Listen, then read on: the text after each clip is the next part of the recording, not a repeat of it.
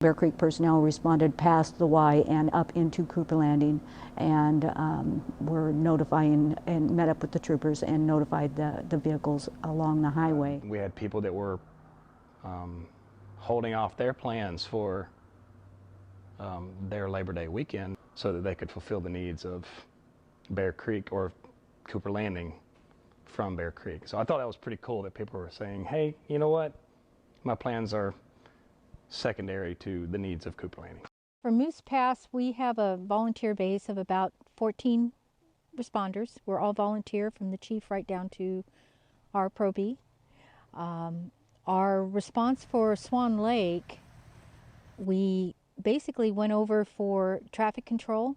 We were also available for structure protection. The response is tremendous. There's the desire to be there and to do good and to just be a help in our community. When the fire starts creeping closer, we start getting more and more concerned, and so we kind of want to drop what we're doing and protect them because they're kind of our family. When you work with the firefighter family, we all work together, we all think exactly alike.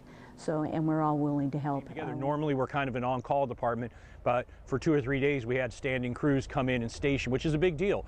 You know, these people had to take off their jobs and come down here during the middle of the week, and so you got to give credit to them for doing that, their employers for letting them go. Our department has medics and firefighters, so we can fill in where, say, maybe they've had to go on a medical call or a fire. We take our rigs over. We have capabilities of drafting, structure protection. All right, today we got a couple of hand crews that were supporting some water shuttle operations with the water tender here that is on a cooperative agreement with State Forestry through our fire department. We also have a Type 6 engine that's up working in Cooper Landing today. Yeah, you know, the whole Kenai Peninsula is kind of one great big community. You know, Kenai Soldotna, Cooper Landing, and Ilchik, you know, all the way down to Homer, Seward, Bear Creek. We work together quite often in different aspects of what we do. One of the things that's really good about this type of incident is it reinforces those relationships and allows us to actually get out and work together on incidents. And today we're working with the Ilchik, and yesterday we were working with Central Emergency Services. Right now we're just mopping up some hot spots against the power lines. Our role was to mop up hot spots along the Sterling Highway and mop up alongside the power lines and make sure no power lines or power poles catch on fire. So basically mopping up this last piece behind us, and everything else is looking good, and we're just trying to get a strong foothold on it. Yeah, so when we got the call to come up here with our Type 6, we were more than happy to send a crew up here. You know, it's really important to us to make sure everybody feels safe, especially traveling along the Sterling Highway corridor.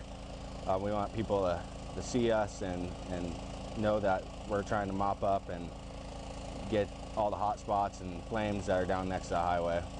And so it means a lot to be out here. Yeah, we were here with the Trinity Hot Shots trying to mop up. We had a little flare up, which got into a nice group torch of the trees. And the Hot Shots got in here and knocked it out, and we were able to save most part of these trees around here. Initially we were just on the Swan Lake or the Mystery Creek Road in that little short corridor where it initially started at, and then when it started moving a little bit more, they extended our response area, so we were moving from some of the campgrounds over there a little closer to Sterling all the way out to the upper Ski Lac cutoff. And then as it progressed later in through the fire, we also monitored all the way up into Cooper Landing, so our area just kind of got bigger and bigger as the fire grew. Even though it says it's Sterling or Cooper Landing, it's the Kenai Peninsula, so really it is our community. I mean, if you think about it, we're not just the city of Kenai. Our personnel play everywhere on the Kenai Peninsula, so it is our home. You know, so when we think about that and when we're responding to that, that's the mindset that we kind of keep in mind is, yes, this is our home as well, up there all the way anywhere on the Kenai Peninsula. And so when we were going up there, a lot of our guys are up there constantly on their days off, so they're familiar with where we're at. So that was a nice aspect of the fire, is our guys already knew the topography and things that we were dealing with out in that area. And we do rely on each other, other departments. We can't function for major events without each other. We have to rely on each other. The logistics of trying to staff our station and provide service out to there is tough, very tough. But again, we go back to doing that because it's our community. We're going to do everything possible we can to help protect them and provide service to our mutual aid departments as well as the state for state forestry.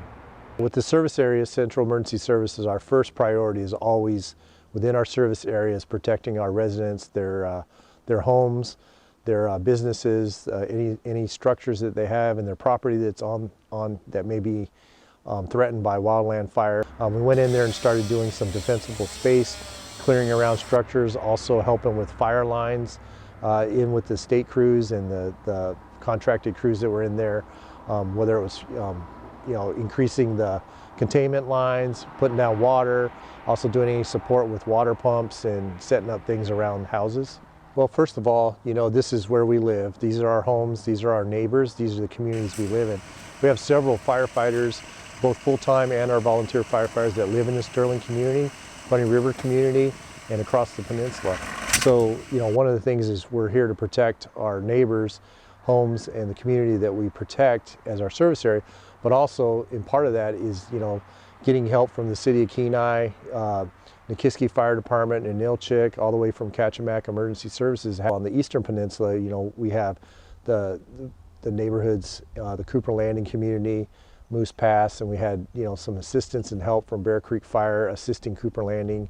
And even Bear Creek had a tanker that was down here off Otter Trail supporting the helibase operations during the part of the fire. It was a great coordinated effort. I think the cooperatives worked very well together. I think all the meetings that I attended for planning, I think the coordination between OEM, the service area fire departments, the state forestry, and all the federal agencies all involved in all of the planning worked very well. All the North Fork fire was not in Homer's first due response area. KISA responded.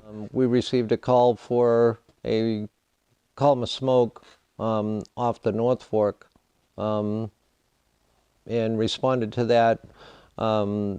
Because of reports we've had for smoke in the past, we responded with a full alarm assignment from both stations. The interesting part about it was it was at the peak of a hilly area, and it was very difficult to get to. I immediately called for hell attack from forestry. We first actually had a couple of our volunteers that one of them had a pickup truck with a 500-gallon tank on the back, and he was off-roading, shuttling water up and down the hill. The following day, we called for assistance from Homer Fire, and we had also assistance from Anchor Point. Basically, we supplied water for 10 days until the fire was out. This is actually a small engine, this brush truck here, and we can take a crew of 6 in this vehicle. It's got a 300-gallon water tank in it, which pumps foam and/or water. Okay, so the reason we would use this vehicle is the size. A regular engine would not made up on the North Fork fire, as the roads were soft. This here's smaller. It's a 4-wheel drive and less water, but it still serves its purpose for what it's going to do. They asked if we could give them a hand with supplying some water.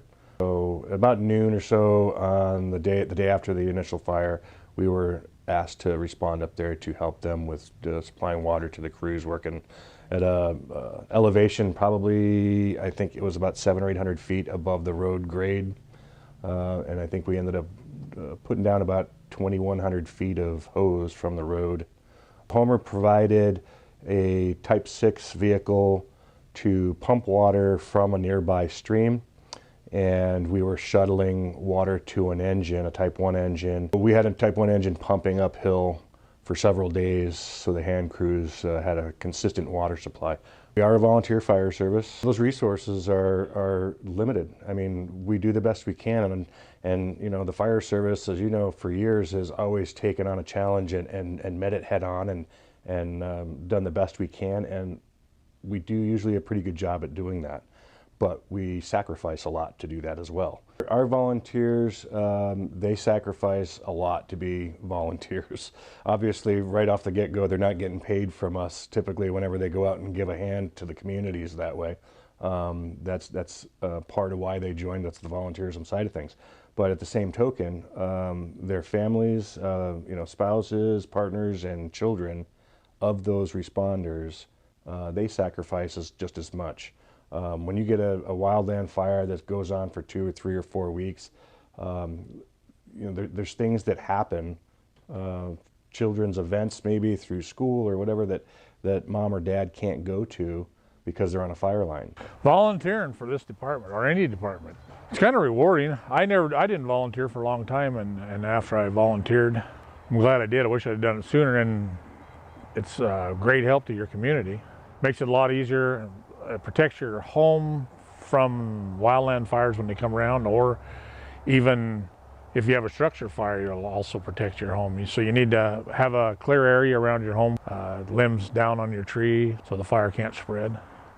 The thing is that all 3 of our departments need each other a lot. We're it down here. If we have something that's, of any significant size, we're always helping each other, and that's just how it is. There's limited volunteers, limited help in general, and we have to take care of each other. And the next day, a lot of our volunteers came to our Station 2, which is closer to where that fire was, and we were organizing to go out and fight the fire, and about 1 o'clock, after we had crews that went out there to work on the fire, we got a second call for the fire out at Caribou Lake, which is on the complete opposite other end of our service area. So we broke off crews from Station 2 to respond to that. From then on, the volunteers worked 16-hour days out on the fire. We were tied in with the structure protection team quite a bit that was embedded in Cooper Landing, so we did a lot of brush removal and firewising to properties, chipping, and then we also had a lot of porta-tanks dropped with water on standby and pumps ready and sprinklers set up. With our station being located right across from the post office, a lot of folks in town go to the post office every day, and they would see all the work that was being done at our station with all the heavy equipment there and all the crew members clearing trees and chipping. Obviously, we're a volunteer department. We all have families in town, and when the fire was springing up and evacuation orders were coming in, we all had our cars packed, ready to go. But some of us were, certainly willing to stay behind and help as much as we needed. The support that we had from the neighboring departments throughout the peninsula was really important for us to know, what was available and who was available, and every department kind of reached out to us to let us know what they had available and that they could be called upon at any time to help us out. So we certainly appreciated it, and it was great to have that communication as also kind of a foundation going into the future where we know what resources are available to us. We've gotten more people come forward who are interested in joining since this all started. So if there's one benefit to come out of it, that's certainly one that we can help improve our staffing in town. The support that we had in the community was really great. It was a really huge morale booster for a lot of us who were working hard on the fire, and just publicly thank the town of Cooper Landing and all of our families and friends that we have in town who came out to support us in one way or another by dropping off donations or just even words of encouragement, and all the signs around town. The amount of support that was being shown throughout the community helped us out locally too, to see that people are paying attention and thinking about us and thinking about the fire crews that were here.